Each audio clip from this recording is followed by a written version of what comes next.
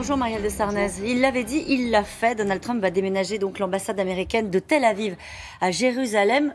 Regrettable, j'allais dire presque dit simplement Emmanuel Macron, alors que déjà une partie du Moyen-Orient réagit avec véhémence à cette déclaration de Donald Trump. Oui, il y a même une désapprobation de l'ensemble de la communauté internationale. On l'a vu tout au long de la soirée et tout au long de la nuit. Je pense que c'est effectivement une décision qui est regrettable, très regrettable. Regardons l'état du monde. Notamment près de l'Europe, c'est-à-dire sur les rives de la Méditerranée. Si on part de la Libye, que l'on va vers la Syrie, que l'on va vers l'Irak, et regardons ce Proche-Orient. Est-ce que cette décision va apaiser ou va exacerber les tensions? Évidemment que c'est de nature à exacerber les tensions demain, peut-être les tensions, peut-être les violences. Ça, c'est la première chose, et c'est évidemment une très très mauvaise conséquence. Et puis, il y a deux autres questions que ça pose. On était dans un processus de paix extrêmement fragile, tenu. Est-ce que ça renforce les chances du processus de paix? À l'évidence, non, ça ne renforce pas les chances, parce que tout le monde sait bien qu'il n'y a pas d'alternative, au fond, à la solution des deux États et à un statut particulier pour Jérusalem. Et enfin, peut-être on y reviendra dans 2 minutes, c'est la question du droit international. Ça fait plus de 70 ans que nous, les nations, nous nous sommes dotés d'un droit international, que nous respectons. Et qu'on va faire Donald Trump quand il voudra que ce droit international s'applique à la Corée du Nord, par exemple? Comment on peut, d'un côté, mettre en cause le droit international sur un théâtre très difficile, très compliqué, qui est la question du Proche-Orient, et de l'autre côté, vouloir qu'il s'applique?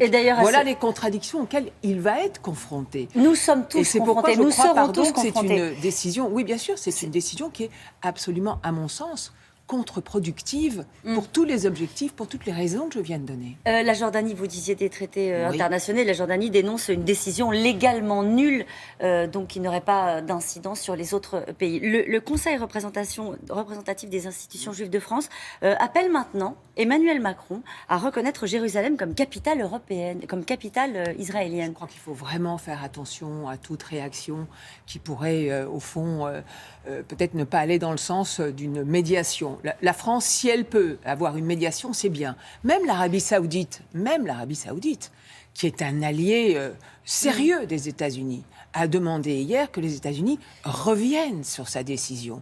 Et c'est d'ailleurs, ce serait évidemment la sagesse.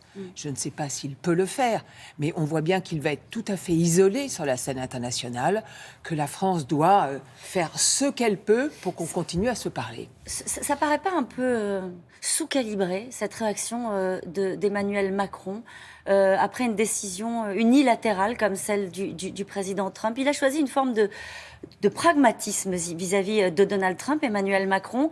Regrettable, une fois qu'on a dit ça, on n'impressionne pas tellement le président des États-Unis. Vous voyez ce que je veux dire? Moi, je crois que c'est une décision qui n'aura que de mauvaises conséquences. C'est ça que j'essaye d'expliquer ce matin. On le voit aujourd'hui, parfaitement contre-productive.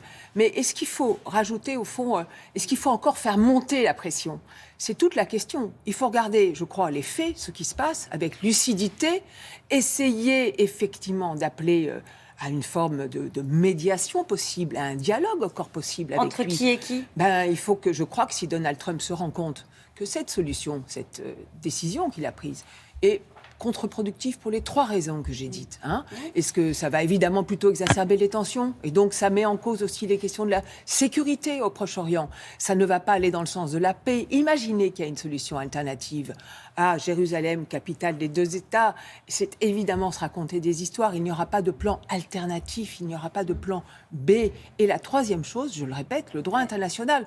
Alors oui, je crois qu'il faut que Donald Trump ait la sagesse de revenir sur cette décision. C'est déjà presque trop tard. Dans la bande de Gaza, le mouvement islamiste palestinien, le Hamas, a déclaré « Trump ouvre les portes de l'enfer ». Il prend le risque d'ores et déjà d'embraser la région.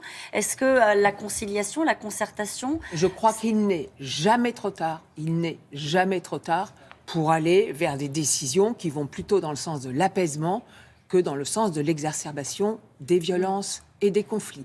Et là, c'est la responsabilité du président américain de regarder la situation en face et de se dire que peut-être il a fait un mauvais choix. Est-ce qu'on n'est pas impuissant collectivement face Je ne le crois pas. Au tempérament et à la politique Je ne le crois pas. internationale menée par Donald Trump. Je ne le crois pas. Je crois à la force des institutions, je crois à la force des Nations Unies, je crois à la force du droit international. Je sais qu'ils sont malmenés. Je sais que les Nations Unies sont malmenées, en particulier par le président américain en ce moment. Il est sorti de l'accord de Paris, il est sorti du plan mondial des migrations, il est sorti de l'UNESCO.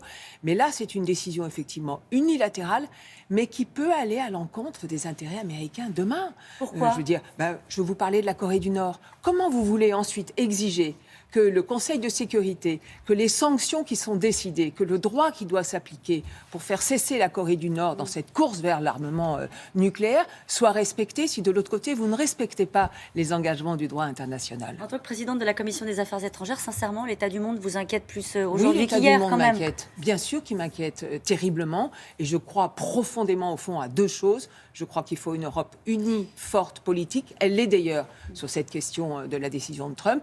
Et je crois qu'il faut le respect du multilatéralisme. C'est absolument vital. C'est l'autre actualité de la journée. Et quelle actualité? Le décès de Johnny Hallyday.